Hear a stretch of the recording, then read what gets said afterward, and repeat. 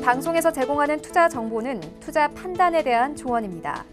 방송에서 제공하는 주식의 가치, 가격 상승 및 가격 하락에 대해서는 방송사에서 보장하지 않습니다.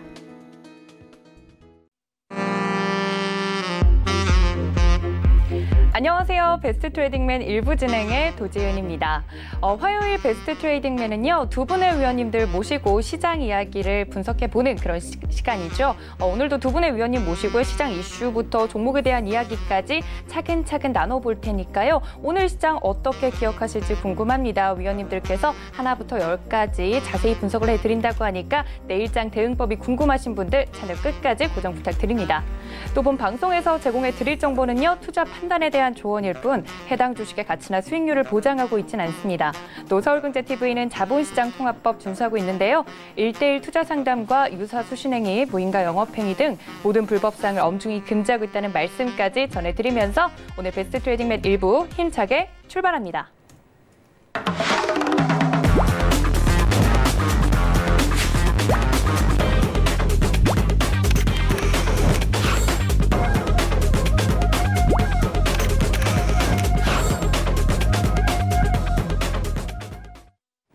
네, 오늘도 여러분들 도와주실 든든한 두 분의 배트맨 위원님 모십니다. 이청원 위원님과 최충성 위원님 인사드립니다. 위원님들 반갑습니다. 안녕하세요. 네, 두 분의 위원님과 오늘도 힘차게 출발을 해보도록 하겠습니다. 오늘 제가 오프닝에서는 시장 이야기를 일부러 하지 않았습니다. 이번 주는 여러분들도 알고 있으시다시피 선물 옵션 동시 만기일도 기다리고 있고 여러 가지 시장에 대한 변수들이 지금 준비를 하고 있습니다. 이런 시장 속에서 어떻게 좀 이번 주 헤쳐나가면 좋을지 위원님들과 함께 오늘 시장부터 좀 차근차근 이야기를 해보도록 할 텐데요. 오늘 시장 어떻게 보셨는지 두 분의 위원님들 의견 너무나 궁금합니다. 왜냐하면 장 초반에 최근 시장들이 그랬던 것 같아요. 시가가 고가다 뭐 이런 이야기가 있을 정도로 장 초반에는 강하게 올랐다가 장 중간에는 좀 조정을 받는다 싶더니 장 후반에는 또 등락을 달리하는 모습들을 자꾸 보여주고 있거든요. 오늘 시장에 대해서 한마디로 좀 정리를 해보는 시간 가져보도록 하겠습니다. 먼저 최충성 위원님. 오늘 시장 어떻게 보셨어요? 한마디로 정리 부탁드릴게요. 네, 한마디로 일단 말씀을 드리면 막바지에 달하다라고 말씀을 드리고 싶습니다. 일단 뭐 팁을 제가 하나 말씀을 드리면 최근에 이제 우선주들이 움직이는 모습을 보셨을 거예요. 네. 저는 흐름 매매를 하기 때문에 일단 우선주가 상승을 한다는 건 기존에 이제 종목군들이 더 이상 상승할 것이 없기 때문에 우선주가 이제 시장 막바지에 이제 상승을 하는 모습들을 보이는데 일단 그러한 부분들이 최근에 이제 제가 말씀을 드렸던 2200선에 지금 달성을 했고 그 상황에서 이제 우선주들이 상승을 하는 모습을 본다면 일단 2200선을 돌파하기가 굉장히 힘들다는 것을 알 수 있고 우선주들이 상승이 나오면 기존의 종목들이 한번 이게 순환되는 과정이거든요. 사이클이 크게 이제 말씀을 드리면 어떤 섹터군에 뭐 달하지 않고 지금 시장에서는 사실 우선주를 어떤 거 사도 수익을 볼 수 있는 장입니다. 일단 그런 관점에서는 다만 너무 뭐 급등하는 종목들을 따라잡지 마시고 최근에 이제 삼성중공업 우라는 종목이 굉장히 많이 상승을 했죠. 뭐 네. 200% 이상 상승을 했는데 일단 그런 것들도 잘 보시면 시장 자체가 지금 굉장히 좀 비이성적으로 움직이고 있다라고 볼 수 있고 일단 시장이 좀 어느 정도 좀 막바지에 달했다. 굉장히 또 과열이 많이 되어 있다라는 부분에 대해서 어느 정도 좀 염두를 해 두시고 지금 시장 자체가 우리 시장이 뭐 전 세계 뭐 지수들을 좀 굉장히 좀 선두에서 움직였다고 볼 수 있겠는데 일단 지금 시장에서는 조금씩 대응하시면서 현금 확보 잘 하시고 계속적으로 대응을 좀 어느 정도 좀 유동적으로 하시는 그런 것들이 좀 필요하지 않을까 생각되는 오늘 시장이었습니다. 네, 그러니까 막바지에 달했다는 게 이제 돌만한 섹터는 다 돌아서 이제 2200선 안착 시도라기보다는 2200선 가기 전까지 좀 힘들다라고 위원님께서 말씀을 해주신 거 맞으시죠? 네, 일단 2200선은 굉장히 심리적으로도 많이 작용을 하는 부분이고 저 네. 매물 구간을 돌파하기가 사실상 코스닥 지수처럼 코스피 지수가 상승하기는 굉장히 좀 쉽지 않을 거예요. 물론 시도는 해주려고 할 겁니다. 그리고 대형주들이 아직은 섹터군들이 전반적으로 다 돌진 않았기 때문에 어느 정도 정도 조금의 상승은 해줄 수 있겠으나 다음을 좀 준비해야 되는 그러한 시장 상황에서 좀 포트를 어느 정도 좀 교체하시고 대응하시는 게 좀 중요하다라고 말씀드리겠습니다. 알겠습니다. 최충성 위원님께서 한 줄 정리로 막바지에 달했다라고 시장 평가해 드렸습니다. 자, 이제는 이청원 위원님께 한 줄 정리 여쭤봐야겠죠. 위원님, 오늘 시장 어떻게 보셨어요? 흥미진진하게 보셨습니까? 네, 흥미진진했습니다. 물론 힘들었습니다. 네. 그런데 그렇게 표현하고 싶어요. 조금입니다. 정말 조금의 인내가 필요한 시기가 아닌가 저는 그렇게 생각이 돼요. 사실 어제 오늘 저도 힘들었습니다만 우리 투자자님들 다 힘들었을 거예요. 시가를 그렇게 띄우고 나서 종가까지 계속 눌리다 보니까 분명히 출발은 좋았는데 끝에 가면 갈수록 종목들은 하락이 되고 수급도 뭐가 크게 변하지 않은 것 같고 그러다 보니 야 이거 조정이 나오는 건 아니야? 그렇게 생각할 수도 있는데 제가 이 부분에 대해서 오늘 확실하게 한번 잡고 넘어가 드리도록 하겠습니다. 가장 중요한 변수가 뭘까라고 물어본다면 딱 하나밖에 없어요. 이번 6월이에요. 평달과 다르게 369, 12월은 선물옵션 동시만기가 있고 지수의 왜곡 현상이 매우 자연스럽게 나올 수 있는 그런 구간입니다. 특히나 만기까지 지금 이틀밖에 안 남았어요. 그러면 외국인이든 기관이든 어떻게 하겠어요? 자신들이 원하는 방향으로 지수를 최대한 끌어놔야지 그게 수익이라면 수익은 조금 더 날 것이고 손실이라면 손실은 최소한 날 수 있게끔 하게 될 겁니다. 이제 기술적으로 한번 보게 되면 코스피 같은 경우는 2200을 돌파하는 흐름이 나오는 듯 하다가 계속 눌려요. 이게 뜻하는 것은 지금 시장에서 시장 지수를 누르려고 하는 그 투자 주체가 대략 2200 이상으로 코스피가 올라갔을 때 손실이 크게 난다고 하는 것을 의미해요. 그러다 보니까 물량을 던지죠. 그러면 그 물량은 누가 던지는 건가? 기관이에요, 지금. 기관이 제가 차트가 아니라 이거 수급 동향 보여드리는데 기관이 어제 오늘 많이 던졌어요. 적게 던진 게 아니에요. 그러면서 풋을 지금 이렇게 사고 있죠. 하지만 외국인은 어떻습니까? 외국인은 현물 쪽에서 크게 움직임이 없어요. 오히려 선물 같은 경우 최근 며칠 동안 더 샀고요. 주식 선물 같은 경우에는 분명히 더 사고 있어요. 이게 뜻하는 것은 6월 옵션 만기가 선물 옵션 만기가 끝이 나면은 외국인들은 여전히 포지션 자체를 위쪽으로 잡을 겁니다. 더군다나 자금이 시장이 비록 눌렸다 하더라도 외환시장에서 나타나는 환율 보세요. 환율이 지금 올라갑니까? 올라가는 게 아니에요. 빠지고 있어요. 더 내렸죠. 자금이 지금 이탈하고 있는 게 아니에요. 이 안에 있어요. 그런데 일시적으로 선물 옵션 동시 만기를 맞아서 지수의 왜곡 현상을 기관이 만들고 있다. 그렇게 생각하시면 좋을 것 같고 제가 만기 손익 추정이라고 해서 지금 나와 있는데 지금 누적 포지션을 이렇게 쭉 보게 되면 별건 아닌 것 같지만 간단하게 이렇게 생각하시면 됩니다. 외국인들은 지수 상승에 지금 베팅을 하고 있고 기관은 지수가 상승하면은 손실이 지금 많이 나는 상황이에요. 그러다 보니까 찍어 눌리는 거죠. 물량을 던져요. 또한 이렇게 시가가 빵 하고 띄우고 종가는 떨어지게 되면 트레이딩을 하는 사람의 입장에서는 특히 메이저 투자 주체의 입장에서는 파생상품 시장에서 수익을 내기가 정말 좋습니다. 보이지 않는 변동성을 만들어버리는 거예요. 그걸 가지고 알 수 있는 게 지금 옵션 가격인데 자, 이게 지금 보이시는 게 이 옵션 전광판입니다. 행사 가격 292.50짜리 콜 옵션 현재 가격이 2.30인데 이거 일별로 보게 되면 어제 시가를 73%나 뛰었어요. 자고 일어났더니 73%가 상승하고 있고 이후로 주가 밀리죠. 그러면 자고 일어났을 때 즉 전날 포지션을 강하게 위쪽으로 콜옵션을 매수해놓고 하루 기다리는 거예요. 시가에 다 던지는 거죠. 그리고 나서 풋옵션은 지금 이 30분만 보더라도 장 초반부터 약 2배 이상 올라가잖아요. 자연스럽게 시가를 띄워버리고 시장이 움직이는 동안에는 풋옵션의 베팅. 또 그 다음 날에도 오늘도 마찬가지죠. 똑같은 흐름이 나오면서 지수가 대략 2200에서 2170 정도 사이에 머물러 있어야 하는데 이 안에서 변동성을 만들 수 있는 게 무엇인가? 그게 바로 이 포지션인 거예요, 지금. 그래서 저는 여러분들도 힘들고 저도 힘들었지만 이 시기가 오래 가지 않아요. 기껏해야 이틀입니다. 내일 같은 경우에는 옵션 만기가 하루밖에 안 남았으니까 네. 변동성을 크게 키운다라기보다는 무엇으로 세타 가격의 하락을 통해서 수익을 내야 되니까 변동성이 현저하게 없을지도 몰라요.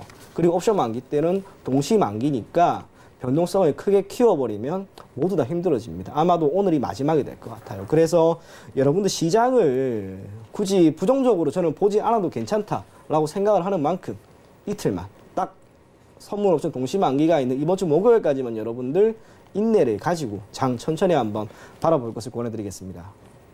네, 오늘 힘드셨을 분들에게 위원님께서 좀 희망의 메시지를 주신 것 같습니다. 조금은 인내가 필요한 시기라고 한 줄 정리를 해주셨으니까 이 점까지 모두 참고 부탁드리고요. 이청원 위원님과 함께하고 싶다 하시는 분들 노란톡 지금 활짝 열려 있습니다. 샘플러스 이청원 검색하시고 오픈 채팅 탭 눌러서 들어오시면 이런 시장에 대한 여러 가지 뷰부터 또 종목에 대한 이야기까지 받아보실 수 있으니까 지금 바로 들어와 보시면 좋을 것 같고요. 제가 최충성 위원님께 한 가지만 더 질문해 볼게요. 공매도 이야기를 하셔서 너무 궁금하더라고요. 제가 이제 보니까 공매도를 금지했기 때문에 시장이 이렇게 오를 수 있었다라고 이야기를 하면서 공매도가 풀리면 시장이 또 주저앉을 수도 있다 이런 의견들도 있더라고요. 공매도와 관련돼서 이 시장에 대한 이야기 어떻게 생각하세요, 위원님? 일단 일반적으로 공매도가 이제 금지를 했다가 뭐 풀리게 되면은 폐지가 되면은 다시 이제 하락하는 게 일반적인 수순이기 때문에 뭐 지금 상황에서는 공매도가 없기 때문에 개인들이 계속적으로 좀 매수가 들어오는 경향도 있고 제가 기존에 말씀을 드렸던 대형주 위주의 지금 시장 상황이 되고 있고 지금 신규 거래가 굉장히 많잖아요. 네. 주식을 처음 해볼 때 아마 생각을 해보시면 뭐 일반적으로 우리가 주식을 오래 하신 분들은 뭐 원격 의료 관련해서 뭐 인성 정보나 이런 것들을 많이 알고 계시지만 일반적으로 처음에 주식에 접하는 사람들은 이제 대기업, 대형주 우리가 흔히 부르는 대형주밖에 이제 매매 사실 종목 자체가 많이 알고 있지 않기 때문에 일단 그런 것들에 대해서 좀 지수의 상승이 계속적으로 되고 있다고 보시면 될 것 같고 일단 공매도 관련해서는 뭐 9월 중순까지는 일단은 뭐 지금 논의가 되고 있지는 않기 때문에 기존에 이제 3월부터 9월 중순까지 하기로 했다는 면에서는 일단 어느 정도 볼 수 있겠으나 일단 어느 정도 계속적으로 주가가 계속 과열이 되면은 논의가 되고 어느 부분 조금 조기에 실행될 가능성도 있기 때문에 일단 그런 점을 좀 참고하시고 머릿속에 좀 인지하고 대응을 하자라고 말씀을 드리도록 하겠습니다. 네, 공매도와 관련돼서 계속해서 오르는 지수와 이제 관련해서 좀 궁금하신 분들도 있으셨을 것 같습니다. 이 부분에 대해서 최충성 위원님께서 의견 남겨주셨으니까 이 점까지 참고하셔서 시장 보시면 좋을 것 같습니다. 최충성 위원님과 함께하고 싶다 하시는 분들 노란톡 활짝 열려 있습니다. 샘플러스 최충성 검색하시고 오픈 채팅 탭 눌러서 들어오시면 함께 보실 수 있으니까요. 이런 시장에 대한 분석과 종목 이야기 궁금하다 하시는 분들 지금 바로 입장해 주시면 좋을 것 같습니다. 자, 이렇게 시장에 대해서 두 분의 위원님과 이야기 나눠봤으면요. 오늘 장을 이끌었던 이슈들도 하나씩 체크를 해보도록 하겠습니다. 첫 번째 이슈 바로 넘어가 볼까요? 오늘 시장을 이끌었던 첫 번째 이슈 함께 만나보시죠.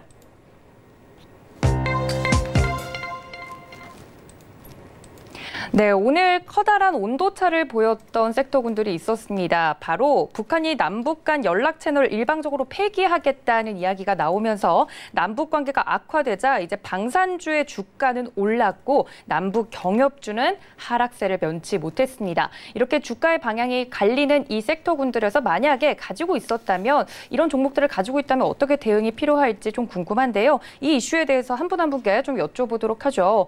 이청원 의원님, 이 이슈 어떻게 보셨는지 궁금한데 제가 왜 남북경협주 이슈가 좀 더 눈에 들어왔냐면 제가 이제 처음에 시장에서 종목을 공부를 할 때 남북경협주부터 공부를 했거든요. 네. 그래서 오늘 이게 확 눈에 들어오더라고요. 이 이슈 어떻게 보셨어요? 저는 그렇게 봤어요. 이게 특별히 큰 시장 위험으로 작용하지는 않을 거예요. 아, 상처네요. 제가 이슈 골랐거든요. 저는 그렇게 생각을 해요. 네. 왜냐하면 그런 거죠. 지금 북한의 이번과 같은 도발이나 또는 이런 멘트는 지금까지 정말 많았어요. 그런데 시장에서 오늘 남북 경협주들의 폭락이 10%, 15% 이렇게 나온 게 아닙니다. 많아봐야 한 5에서 6% 정도밖에 나오지 않았어요. 크지 않다. 이 정도 가지고는 시장 전체에 영향을 미칠 만한 악재로 작용할 수는 없다라는 거예요. 그러면 지금 이 이슈가 앞으로 계속해서 남북 관계를 고착시킬 만한 악재로 작용할 것인가? 저는 그건 아니라고 봅니다. 한 가지 확실한 건 있죠. 지금 예전에 비해서 2018년 5월 1차 남북 정상회담과 그리고 이후로 있었던 2차 또 북미 그때와 같은 큰 호재거리로 작용할 만한 이슈는 없어요. 외교적으로도 현재 대한민국 정부가 북한과의 관계를 개선시키기 위한 어떤 노력을 많이 하고 있는 건 아니라고 봅니다. 네. 그 이유가 중요한 일, 그러니까 우선순위인 거예요, 지금. 지금 코로나19에 따른 충격이 있고 또 기타 다른 여러 가지 외교 사안이 있는데 이 북한이라고 하는 하나의 국가에 대해서만 초점을 맞추고 외교 정책을 펼칠 수는 절대 없겠죠. 자해되다가 또 삐거덕거리고 또 다시 자해되다가 삐거덕거리고 얼마든지 그런 일이 있을 수 있다라고 여러분들이 반드시 생각하셨으면 좋겠고 필연적으로 경협조들이 많이 빠지긴 했습니다. 상대적으로 많이 빠지긴 했습니다. 하지만 이것이 예전 베트남 그 하노이에서의 북미 정상회담이었나요? 네. 그때처럼 큰 충격이 있었던 것도 아니었으니까 여러분들 크게 걱정하실 필요는 없을 것 같고요. 지금 정부가 중요하게 생각하는 것은 코로나19에 따른 경제 충격을 최소화시키는 겁니다. 여기에 모든 역량을 아마도 쏟을 것으로 보여지고 지금 이슈가 되고 있는 G11이죠. 또 거기에 초점을 더 맞출 거예요. 우선순위가 잠시 뒤로 밀려졌습니다. 잠시 뒤로 미뤄졌습니다. 하지만 시간이 조금 지났을 때는 어떻게? 결국 남북 간의 관계를 개선시키기 위한 노력을 현 정부는 다시 할 거예요. 그걸 여러분들이 보셔야 돼요. 그때까지는 경협주가 비록 약세를 어느 정도 보인다 하더라도 그래도 한번 기중이 얼마 안 된다면 가지고 가보자. 그런 마음으로 임하시되 한 가지 기억하셔야 될 건 있습니다. 저는 개인적으로 남북 정상회담이 추후에 다시 열린다 하더라도 주가 자체는 엄청나게 상승할 리는 결코 없어요. 이걸 제가 기술적으로 한번 설명해 드리자면 네. 어떤 이슈라든지 호재거리가 있을 때 가장 주가 상승 또는 주가 약세를 이끄는 건 언제나 첫 번째입니다. 첫 번째. 첫 번째가 주가 상승이 가장 커요. 2018년 5월 그때부터 한 3월부터 한 5월까지였나요? 경협주들 많이 오른 거 9배 올랐어요. 6배, 3배 막 이래 올라갑니다. 그리고 나서 2차 때는 덜. 그리고 북미 정상 때부터는 이제는 주가에 영향을 크게 안 미치는 거예요. 그러다 보니까 오늘도 주가가 얼마 안 빠진 거예요. 악재에 대해서만 크게 반응하고 호재에 대해서는 적게 반응하는데 그러지는 않습니다. 비슷한 충격으로 비슷하게 반응을 하는데 적어도 오늘 종목들이 크게 빠지지 않았다라고 하는 것을 다르게 표현을 하면 호재거리가 있다 하더라도 크게 뛰지는 않을 거라는 거예요. 그래서 경협주들 아무래도 남북 간의 관계 이것이 주가에 가장 큰 영향을 미치는 변수라 하더라도 그중에서도 실적이 개선되고 기왕이면 조금 더 민감한 경협주 그게 아마 여러분들의 투자 성과를 다르게 그 결과적으로 다른 모습을 보일 것으로 보이는 만큼 기왕이면 조금 더 민감하게 움직이는 경협주 위주로 여러분들이 포트폴리오를 구성하는 게 좋지 않을까 그렇게 생각이 됩니다. 네, 이청원 의원님께서 이 이슈에 대해서 조금 더 좀 이슈에 발빠르게 움직이는 종목군들이 아니면 다른 종목군들은 앞으로도 좀 계속해서 친화적인 이슈들이 나오더라도 좀 가기 힘들 거다, 주가 자체는 이라고 말씀을 드렸습니다. 좀 보수적인 뷰를 이야기해 주셨는데요. 그럼 최충성 위원님께 좀 여쭐게요. 위원님, 이 이슈는 어떻게 보셨어요? 평소에 남북 경협주 잘 안 보시죠?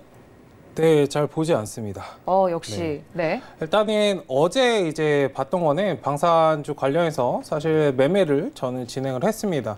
일단 차트가 만들어져 있었고 어느 정도 뭐 상승을 줄 만한 그런 여력이 뭔가 있을까라고 이제 예상을 해서 제가 계속적으로 말씀을 드렸지만 차트에 재료가 나오고 차트가 상승하는 게 아니고 차트가 만들어지고 재료가 나오기 때문에 오늘도 정확히 보여줬습니다. 방산주가. 어제 아마 방산주 보셨으면 조금이라도 매수를 해보시면 좋았을 것 같은데 일단은 지금 뭐 남북 간 연락 채널이 좀 일방적으로 폐기가 됐다라는 그 부분에 대해서 상승을 했습니다. 일단은 근데 이런 통신 관련해서는 제가 정확히 좀 말씀을 드리면 이거는 뭐 기존에 많이 사용을 했던 그런 통신 시설이 사실상 아니기 때문에 시장 영향을 그렇게 많이 줄 수는 없습니다. 그리고 방산주의 상승폭 정도를 한번 보시면 좋을 것 같은데 뭐 시간 장전에는 굉장히 한 17%, 18% 뭐 스펙코 기준으로 말씀을 드리면 일단 그 정도 상승을 했다가 장이 마지막에 시작을 하니까 7% 정도에서 이제 상승을 시작을 했었는데 일단 빅텍 같은 경우는 조금 추세는 살아 있습니다. 다만 이러한 부분들이 계속적으로 아까 이제 전문가님이 말씀하신 부분과 저도 좀 상충이 되는데 뭐 시장에 계속적으로 나쁜 영향을 악영향을 끼칠 거라고 저는 보진 않습니다. 왜냐하면 그 기존의 이 통신 시설 자체가 기존에도 많이 사용을 하지 않았던 것이고 예전에 뭐 9시에 한 번, 4시에 한 번 뭐 이런 식으로 한번 진행을 했었는데 일단 그런 면에서 본다면 지금 시장 자체가 뭐 그렇게 조금 약했다라고 볼 수 있어요. 기존에 이제 김정은은 굉장히 좀 강하게 표시했다면 그 김여정 같은 경우는 좀 약하게 표현한 건데 일단 이런 것들로는 시장에 좀 영향을 주기에는 특히 이제 남북 경협 관련해서 관심이 있으신 분들이 굉장히 많기 때문에 일단 하락이 나올 자리에서 조금 나왔다. 오히려 남북 경협주를 보고 계셨다면 저가 매수에 좀 기회가 될 수 있었을 거라고 보고 있고 일단 방산주 관련해서는 조금 시간이 조금 더 필요하고 남북 경협주 관련해서도 조금 더 시간이 필요한 자리이다. 다만 지금 빅텍 관련해서 방산주 대장으로 좀 움직이는 빅텍의 움직임은 좀 볼 필요가 있습니다. 막판에 어느 정도 좀 차익 실현을 만들었다가 십자선으로 오늘 마무리를 했거든요. 일단 지금 자체는 살짝 어느 정도 더 올려줄 만한 자리로 보이기 때문에 일단 지금은 다만 좀 리스크 관리를 하시고 방산주를 뭐 지금 막 들어가서 매매 대응을 하시기보다는 흐름을 보고 움직이는 그런 전략이 좀 필요할 것 같고 오히려 남북 경협주를 좀 체크해 보시는 그런 전략이 좀 필요할 것 같습니다. 그 정부 대응에 대해서 계속적으로 비판을 하고 있고 뭐 이런 부분들은 어떤 정권이 들어오거나 뭐 계속적으로 분기마다 한 번씩 하는 것 같은데 일단 이런 것에 대해서는 지금 당장 뭐 시장에 영향을 끼칠 만한 부분은 아니기 때문에 그리고 지금 시장 자체에 굉장히 비이성적으로 움직이는 거 알고 계시잖아요. 악재 예전에 김정은 뭐 사망설이 돌았을 때도 계속적으로 지수 뭐 살짝 한번 하루 정도 눌렸다가 다음 날부터 계속적으로 반등이 나왔습니다. 지금 뭐 악재에 반응하는 그런 시장은 아니기 때문에 지금 자리에서는 오히려 좀 마음을 좀 편하게 먹으시고 대응하시는 그런 전략이 필요할 것 같습니다. 일단은 그 관계에 대해서 좀 의지를 표명했다, 관계 단절에 대해서 의지를 표명했다는 거에 대해서는 향후의 흐름을 좀 지켜볼 필요는 있겠다. 다만 지금 당장은 시장에 영향을 끼칠 만한 그런 부분은 아니기 때문에 지금은 조금 마음 편히 매매 대응을 하자라고 말씀을 드리도록 하겠습니다. 네, 최충성 의원님 방산주 관련돼서는 빅텍의 흐름 정도는 볼만하겠다라고 말씀을 드렸고 둘 중에 굳이 하나를 고르자면 남북경협주의 흐름을 좀 체크하는 게 좋지 않을까라고까지 이슈를 정리해 주셨습니다. 두 분 다 지금 시장이 굉장히 강하기 때문에 이런 악재에 쉽게 흔들리지 않을 것이다라는 의견에 일치하셨으니까요. 이 점까지 모두 참고 부탁드립니다. 자, 이렇게 첫 번째 이슈 마무리를 해보도록 하고요. 그럼 두 번째 이슈로 넘어가 보도록 하겠습니다. 오늘 일장을 이끌었던 두 번째 이슈 함께 만나보시죠.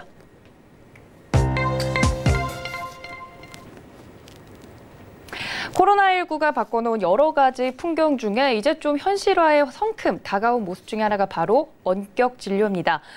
최근 정부가 제도화하려는 방침을 밝힌 뒤에 관련 업계가 들썩이고 있는데요. 무엇보다도 가장 큰 장애물이었던 의료계의 거센 반발도 예상이 되고 있습니다만 언택트 문화가 이제 생활 속에 자리가 잡으면서 국민들의 찬성 여론이 높아지고 정부의 도입 의지가 매우 강한 면에 이제 영향을 받아서 관련 주가들도 오늘 움직이는 모습을 보였습니다. 이 이슈와 더불어서요. 코로나19 치료제 그리고 언택트 대장주로 움직였던 네이버와 카카오 이야기도 제가 좀 여쭤볼까 하는데요. 일단 이 이슈에 대해서 최충성 위원님한테 먼저 여쭙도록 하겠습니다.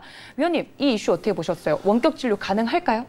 네, 일단은 가능하다고 보고 있습니다. 일단 뭐 정부가 제도화를 좀 하겠다라는 방침을 좀 밝히고 뭐 지금 당장 진행이 되지는 않더라도 시간적으로 시대의 흐름에서 좀 보시면 좋겠고 예전에 이제 좀 쉽게 통신 관련해서 좀 핸드폰 요금 같은 걸로 말씀을 드리고 싶은데 그런 걸로 한번 체크를 해보시면 예전에 이제 문자비, 통화비 이런 거 지금은 우리가 무료로 사용을 하잖아요. 일정 뭐 요금제를 내면 무료로 사용하는데 처음에도 굉장히 반발이 많았죠. 그 통신비 관련해서 특히 대기업들이 SK텔레콤이나 뭐 이런 부분들이 굉장히 반발이 많았는데 자연스러운 시대의 변화였습니다. 카카오톡으로 무료로 통화하는 것도 처음엔 굉장히 막았죠.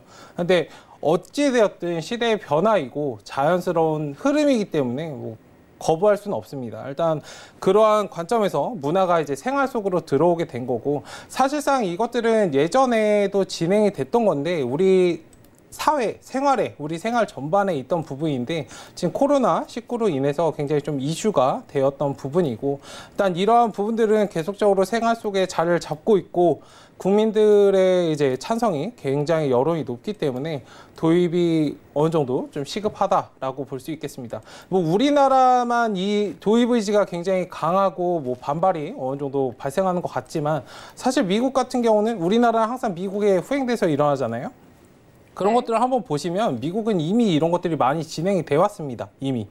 근데 이제 돈이라는 것 때문에 의사들이 좀 반발을 많이 하는 건데 일단 그런 부분들을 잘 생각을 해보시면 우리도 어차피 시대의 변화에서 그런 것들을 받아들일 수밖에 없다라는 점에서 좀 체크를 해보셔야 될 것 같고 다만 이제 기업에서 어떤 종목들이 상승을 많이 할 수 있을 건지 제가 기존에도 말씀드렸지만 산업군의 변화에서 지금 10,000원대가 안 되는 주가가 10,000원이 안 되는 그런 종목군들이 굉장히 많이 있습니다.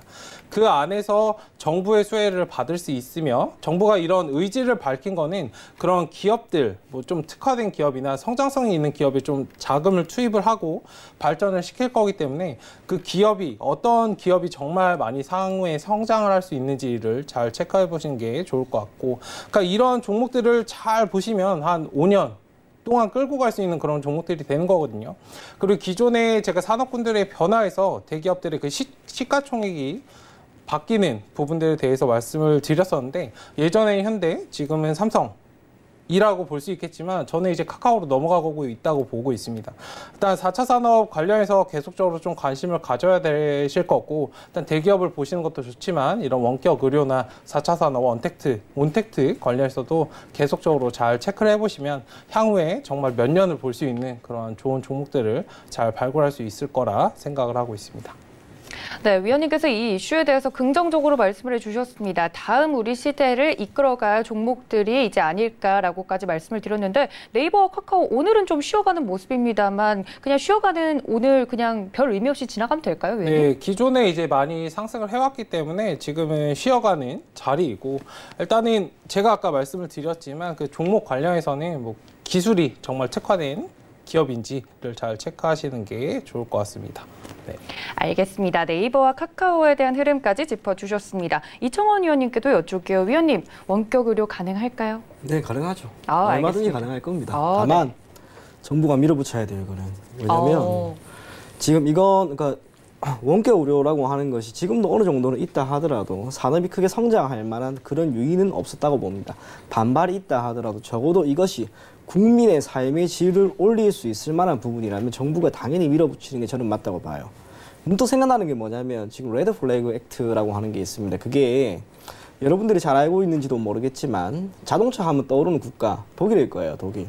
그런데 자동차가 처음 태동하고 성장을 할 수 있었던 모든 원천이 있었던 게 영국입니다. 근데 영국이 자동차를 세계에서 처음으로 만들고 상용화를 시켰음에도 불구하고 크게 인기를 얻지 못하고 바로 쇠퇴해버렸어요. 이유가 레드 플래그 액트, 빨간 깃발을 든 당시로 치면 그 경비병이라고 해요.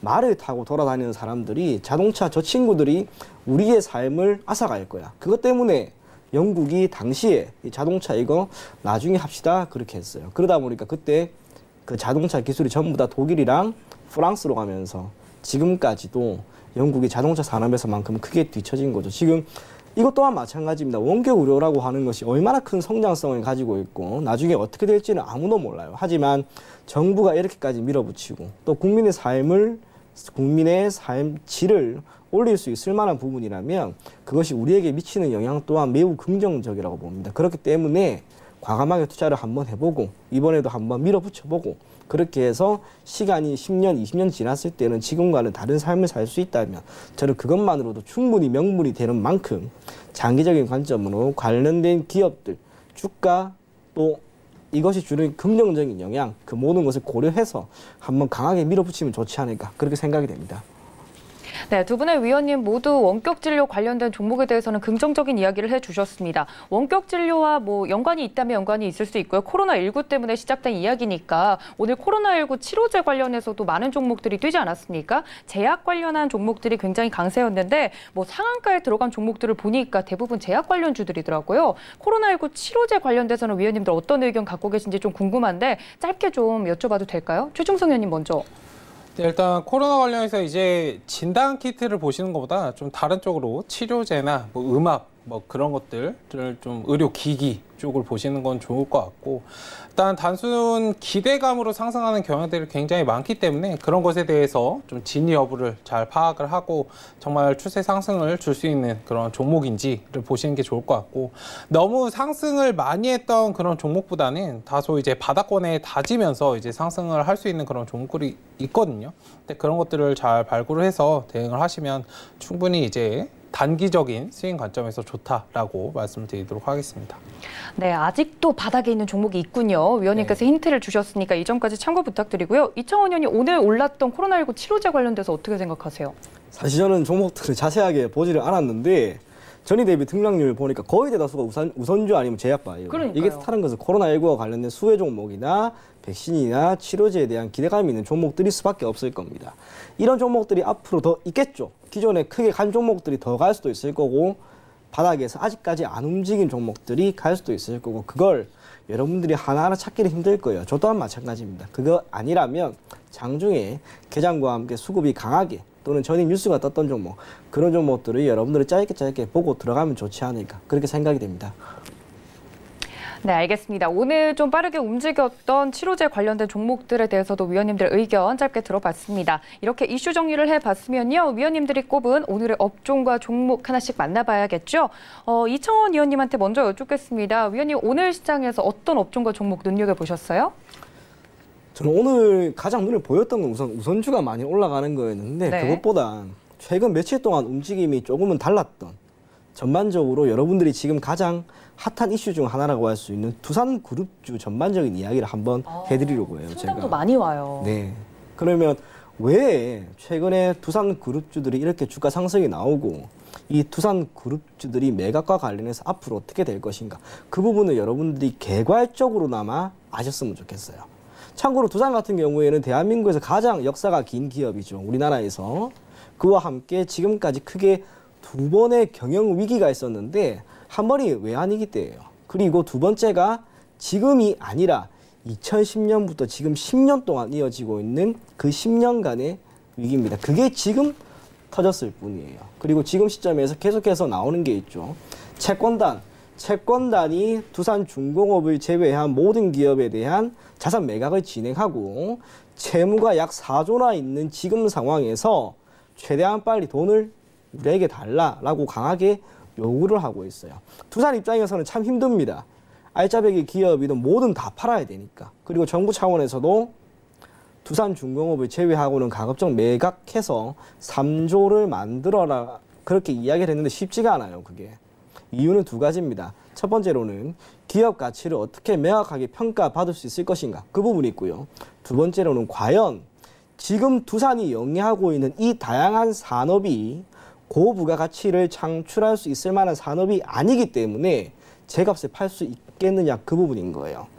조금 더 살펴보면 그래요. IMF 때 대한민국에 있던 많은 기업들이 무너졌습니다. 그리고 살아남은 기업도 체질 개선이라고 하는 명목 아래 추후 미래 먹거리로 있을 만한 산업에 대한 투자를 진행을 했죠. 삼성 같은 경우에는 어때요? 반도체를 기반으로 하고 있는 전기전자에 매우 강한 투자를 합니다. 심지어 당시에 이건희 회장이 10년 이상 너무나 소유를 하고 싶어 했던 그 자동차, 삼성 자동차도 매각을 시킬 정도로 그런 움직임을 보였어요. 하지만 선택은 반도체였다는 거. SK도 그랬죠. 기존의 정유, 석유화학이라고 하는 이 제조업을 기반으로 하고 있는 산업이 아니라 이제 통신이라고 하는 고부가가치 산업에 대한 투자를 해보자. 결과는 매우 대성공이었습니다. 그런데 두산은 달랐어요. 참고로 두산 같은 경우에는 예전에 여러분들 한 번 다 들어보셨을 겁니다. 오비맥주, 주류라든지 음료를 기반으로 하고 있는 생활 소비재 기업이었는데 IMF가 터지고 나서 얘네들이 완전히 다른 길을 겁니다. 중공업을 기반으로 하고 있는 플랜트, 담수, 그리고 이 건설 기계 장비를 기반으로 하고 있는, 전반적으로 건설업에 대한 경기가 좋아져야지만 동사의 기업 가치들이 많이 올라가는데 너무나 안타까운 거죠. 고부가가치 산업이 아니에요, 이건. 비록 전 세계가 완만한 성장을 보이면서 개발도상국이든 신흥국이든 앞으로 건설업에 대한, 정확하게 사회 간접 자본에 대한 투자는 늘어난다 하더라도 의외로 그 성장이 너무 더뎠던 거예요. 그러한 상황에서 2000년대 후반에 팝켓이라고 하는 회사를 인수하면서 5조 이상 쏟아부었습니다. 그리고 서프라임이 터져버리죠. 모든 채무가 그때부터 다 시작이 되고 지금까지 이어지고 있는 거라고 볼 수가 있습니다. 그러다 보니 매각에 대한 이슈 때문에 주가가 올라가는 건 맞는데 과연 매각이 제대로 진행이 될 것인가 그걸 알 수는 없어요. 알짜배기 기업이라 할 수 있는 인프라코어와 두산퓨얼스 이 종목들은 괜찮아요. 최근에 주가 상승도 가장 가파르게 올라가는 기업, 이 기업들은 매각이 원활하게 될 겁니다. 얼마에 매각이 되느냐에 대한 문제일 뿐이죠. 하지만 그 외의 기업들은 어떻게 될지 몰라요. 그게 뜻하는 것은 주가가 비록 매각에 따른 이슈 때문에 상승한다 하더라도 그것이 장기적으로 이어지지 않을 가능성이 매우 높지 않을까라는 게 저의 생각입니다. 그런 측면에서 두산중공업이라고 하는 기업 또한 마찬가지예요. 최근에 주가가 4,000원부터 약 30% 정도 뛰었습니다. 시장보다는 매각 관련된 이슈 때문에 이 종목은 오른 거라고 보시면 돼요. 하지만 두산중공업을 제외한 모든 기업들이 혹시나 매각이 되었을 때 제대로 팔든 헐값에 팔든 상관없어요. 매각이 되었을 때 두산중공업이라고 하는 기업에 대한 기업 가치는 어떻게 될 것인가. 사실상 거의 모든 회사의 지분을 가지고 있는 게 바로 이 두산중공업입니다. 알짜배기 자회사들이 다 빠져나갔어요. 두산중공업은 살아남을 수 있을 것인가? 아니에요. 지난해 두산건설이 상폐가 되었습니다. 두산중공업 쉽게 살아나기 너무나 힘들 겁니다. 오히려 정부가 그냥 놔두면은 자연스럽게 쇠퇴의 길을 걸을지도 몰라요. 그럼에도 불구하고 정부가 두산중공업을 어떻게든 살리려고 하는 건 다른 이유가 아니겠죠. 너무나 많은 인적 자원들이 이탈이 되고 그것이 구조적 실업을 크게 양산시킬 수 있기 때문이라고 보시면 좋습니다. 결국 두산은 이 두산중공업을 제외하고는 거의 모든 기업들을 다 매각할 거예요. 그리고 나름대로 정부가 요구하고 있던 3조가량의 자금은 어떻게든 확보를 할 겁니다. 그러면 남아있는 이 두산중공업의 주가라고 하는 것은 지금부터 매각 관련된 이슈가 나온다 하더라도 단기적으로 움직일 뿐 장기적으로 봤을 때는 역시 안 좋은 흐름을 보일 가능성이 매우 높아요. 그래서 두산중공업을 제가 오늘 여러분들에게 소개를 해드리나 이 종목을 철저하게 단기적으로만 여러분들이 대응하셔야 됩니다. 목표 가격을 6,000원 제시해 드릴 건데 6,000원도 사실 단기적으로 빨리 안 오면은 도달하지 못하는 가격대가 될 수도 있습니다. 주가가 지금 연봉 기준으로 보게 되면은 2007년부터 계속 하락이에요. 기술적으로 거래량이 갑자기 늘어나고 기관이나 외국인이 엄청나게 매수를 했다라고 해서 단번에 주가가 크게 튈 종목이 결코 안 됩니다. 건설을 기반으로 하고 있는 부가가치가 그리 높지 않은 산업이기 때문에 예전 소니나 파나소닉과 같은 기적을 우리가 바라기에는 사실 너무 힘듭니다. 그래서 두산중공업 장기적으로 가지고 가시지 마시고요. 반드시 짧게 6,000원 정도까지만 보고 손절가 4,500원 잡고 대응하면 괜찮지 않을까 그렇게 생각이 됩니다. 네, 두산 관련해서 이야기를 모두 해주셨고요. 오늘의 업종에서 골라주신 종목이 두산중공업이었습니다. 목표가 6,000원, 손절가 4,500원, 빠르게 단기 대응할 필요가 있는 종목이다라고까지 말씀을 드렸으니까 이 점 모두 참고 부탁드릴게요.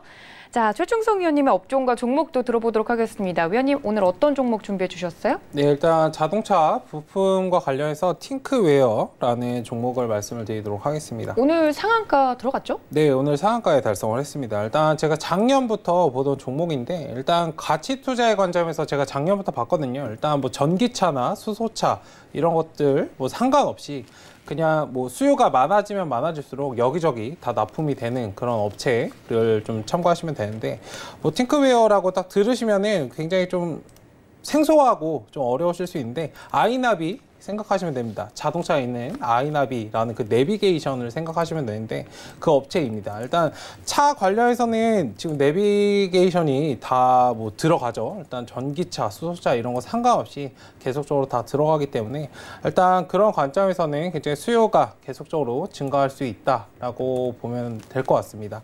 일단 기존에 바닥을 많이 다지다가 오랜만에 일단 현대차 1차 협력 그런 것과 관련해서 일단은 오늘 강하게 상승을 했는데 일단 추가적인 상승 여력도 어느 정도 있을 것이라고 보이고 있고 뭐 제가 보는 관점에서는 뭐 15,000원, 13,000원, 15,000원까지도 보이는데 일단 지금 자리에서는 조금 단기적으로 대응을 하자라고 말씀을 드리겠고 일단 11,000원까지 한번 보시면 좋을 것 같습니다. 그리고 손절가는 8,800원. 오늘 봉의 한 중간 정도인데 중간보다 살짝 위에 제가 잡아드렸어요. 매물대 위로 한번 이제 뭐 내일 당장 올라가 버리면 어쩔 수 없고 한번 털어내는 그런 과정을 거치거나 아니면 눌림자리 상승하고 다시 눌림자리가 온다면 저구간 정도에서 한번 모아가시면 충분히 괜찮게 수익을 내실 수 있다라고 좀 중기적인 관점에서 접근하셔도 괜찮다라고 말씀을 드리도록 하겠습니다. 네, 자동차 부품주 중에 팅크웨어 오늘 상한가에 안착을 했던 종목이죠. 위원님께서 중기적으로 가치 투자의 관점에서 좀 볼 수 있는 종목이다라고까지 말씀을 드렸습니다. 목표가 11,000원, 손저가 8,800원 제시를 해드렸으니까 이 점까지 모두 참고 부탁드립니다. 자, 오늘 장 이렇게 정리를 해보도록 하고요. 저는 위원님들과 함께 베스트 공략주 시간으로 다시 돌아오겠습니다. 잠시만요.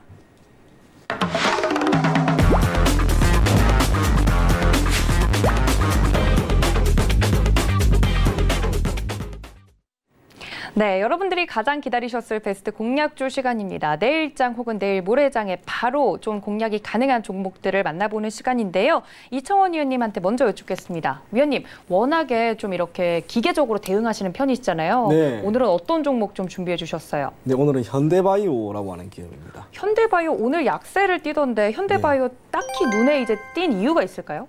이 종목이 우선은 제가 봤을 때는 그래요. 특별한 모멘텀을 가지고 있는 건 아닌데 수급도 대단히 좋은 건 아닌데 무언가 호가창에서 유입되는 어떠한 물량들이 단기적으로 시세를 내기 위한 그런 움직임이 나름대로 포착이 되었습니다. 뿐만 아니라 지금 동사 같은 경우에는 바이오에 대한 췌장암이라든지 백내장이라든지 이와 관련된 여러 가지 파이프라인을 보유하고 있는데 그게 당장 어떤 결과를 보이지는 않아요. 하지만 최근에 제약 바이오들의 주가 흐름이 분명히 좋고 그중에서도 이 바이오 기업들에 대한 기업 가치가 재평가되고 있는 그러한 상황입니다.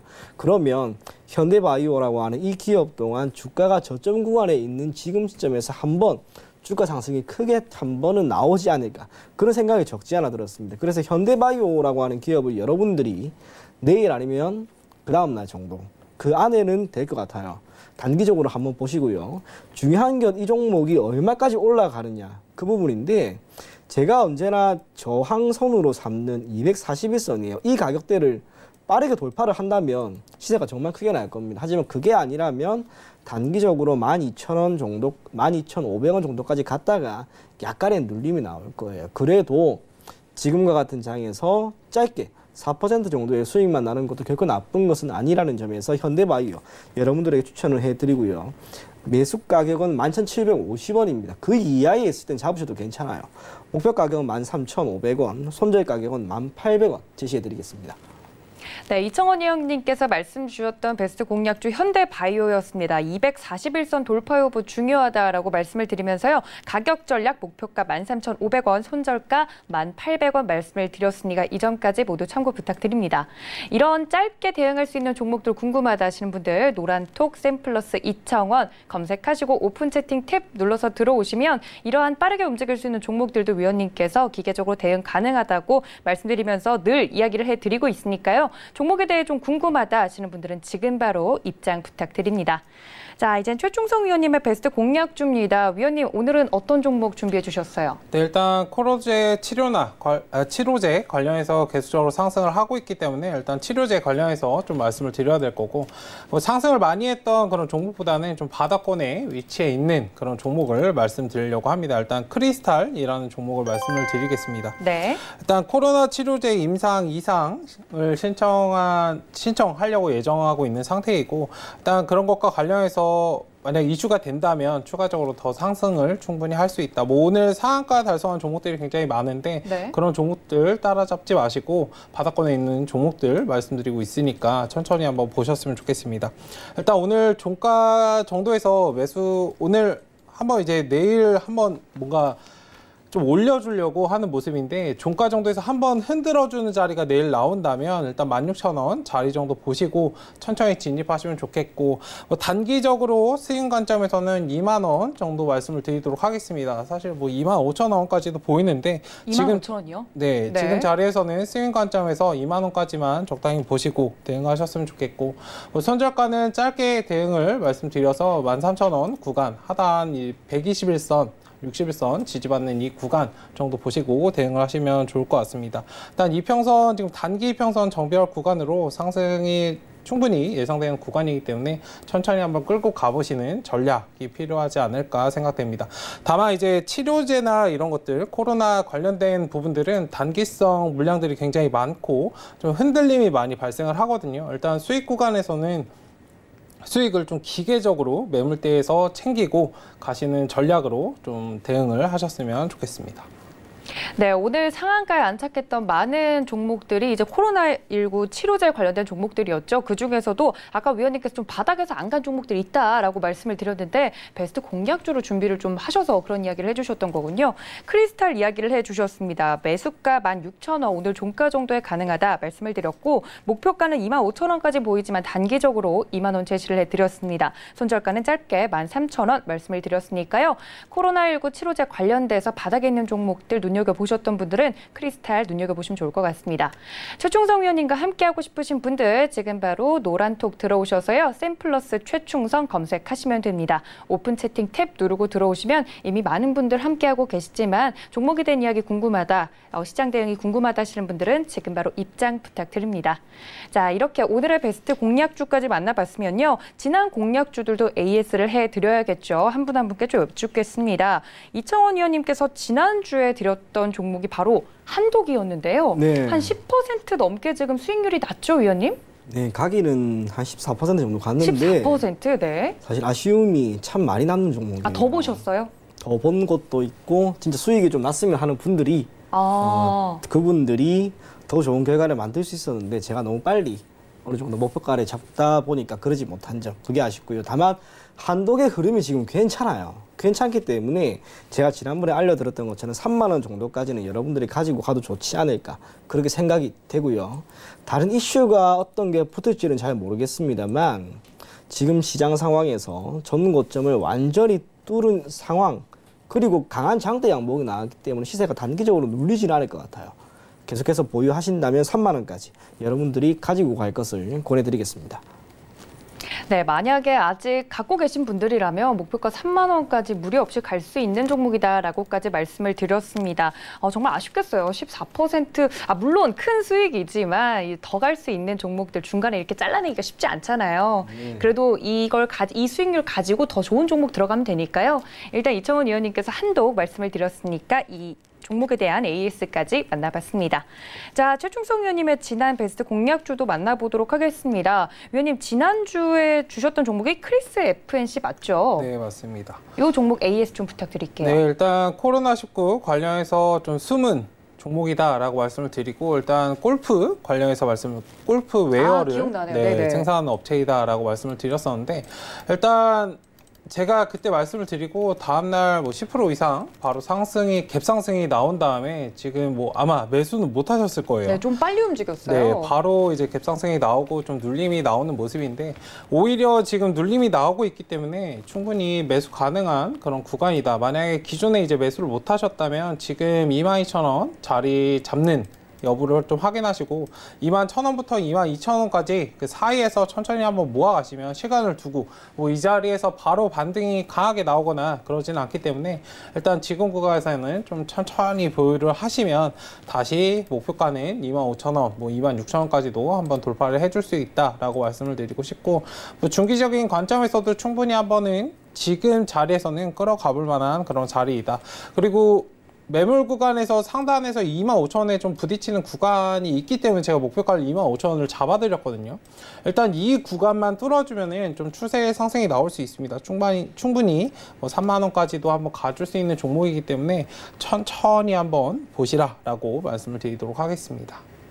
네, 최충성 위원님의 지난 베스트 공략주였던 크리스 FNC까지 AS를 만나봤습니다. 위원님들의 이렇게 지난 공략주들까지 만나봤는데요. 물론 내일장에 대한 그냥 점치기는 좀 시장에 대해서 좀 예의가 아니긴 하지만 내일장에 대해서 많은 분들이 좀 궁금해하실 것 같아요. 또 오늘같이 좀 체감적으로 느끼기에 매매가 어렵다고 느끼는 개인 투자자분들께 내일장, 그러니까 6월에 옵션 동시 만기일이 또 기다리고 있잖아요. 내일장 대응은 좀 어떻게 마음을 임하면 좋을지 위원님들 짧게 한마디씩 좀 부탁드릴게요. 최충성 의원님 먼저 해주시겠어요? 네, 일단 지금 주가가 굉장히 과열 국면에 있고 물론 FOMC 회의 그리고 그런 것들을 좀 잘 봐야 될 겁니다. 이번 주는 특히 그런 것들에 대해서 어느 정도 시장 영향, 뭐 긍정적인 부분, 지금 경제 재개 기대감으로 계속적으로 상승하고 있는 시장이기 때문에 만약에 좀 안 좋은 부분을 하나라도 좀 얘기를 하고 금리 인하에 대한 부분을 내년도 금리 인하에 대한 부분을 조금 열어두지 않는다면 시장을 좀 영향을 받을 수 있고 지금 뭐 유럽 증시나 미국 선물 지수도 하락하고 있는 자리이기 때문에 어느 정도 뭐 그렇게 좋을 것 같지는 않다라고 말씀을 드리도록 하겠습니다. 네, 보수적인 뷰 말씀을 드렸고요. 이청원 의원님 내일장 대응 전략 짧게 부탁드릴게요. 유럽 증시나 미 선물이 약간 하락하고 있으니까 크게 하락하겠지라고 생각하지 마시고요. 내일 종가 기준으로 옵션 만기, 선물 옵션 동시 만기 하루 전이기 때문에 시간 가치의 하락이 반드시 나와야 돼요. 그게 뜻하는 것은 시장은 결국 종가 기준으로 보합권에 있을 겁니다. 그게 뜻하는 것은 여러분들이 신규 종목을 매수하거나 기존 종목을 던지지 마시고 그냥 가만히 기다리세요. 그게 아마 가장 좋은 투자 전략이 되지 않을까 그렇게 생각이 됩니다. 네, 선물 옵션 동시 만기를 앞두고 좀 몸을 사려야 된다라고 내일장 대응 전략까지 말씀을 드렸으니까 모두 참고 부탁드립니다. 오늘 1시간 동안 알찬 이야기 해주신 저희 위원님들 보내드리면서 인사 말씀 나누겠습니다. 위원님들 고맙습니다. 네, 또 본 방송에서 제공해 드린 정보는 투자 판단에 대한 조언일 뿐 해당 주식의 가치나 수익률을 보장하고 있지는 않습니다. 또 서울경제TV는 자본시장통합법 준수하고 있죠. 1:1 투자 상담과 유사 수신행위, 무인가 영업행위 등 모든 불법사항을 엄중히 금지하고 있다는 말씀까지 전해드리면서 오늘 베스트 트레이딩맨 1부에서 준비한 소식은 여기까지입니다. 내일 여러분 성공 투자를 위해 다시 찾아뵙겠습니다. 시청해주신 여러분 고맙습니다.